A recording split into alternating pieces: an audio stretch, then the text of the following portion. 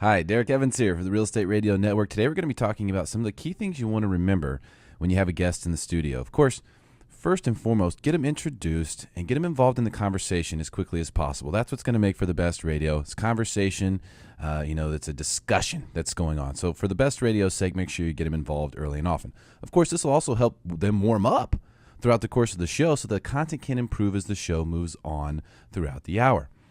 Also, make sure you coach your guests properly. Explain to them how the microphone works.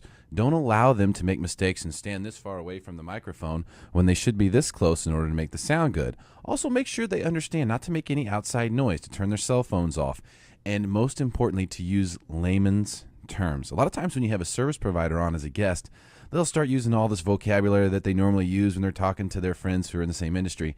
Make sure they use layman's terms. And if they don't, for some reason, that's when it's your job as the host to jump in, interrupt them, and recap what they've just said so that the audience can always understand it. Remember, the Wall Street Journal is written at a 12-year-old level, 6th grade reading level, and there's a reason for that, so that more people can understand it. When you're broadcasting to the masses, hundreds or thousands of people in your local market, you want as many people to understand what you're talking about as possible. So make sure you treat your guests well when you have them in the studio.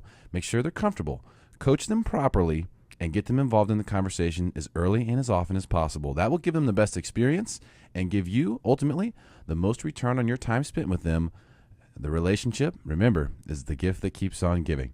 This is Derek Evans for the Real Estate Radio Network. We'll see you again soon.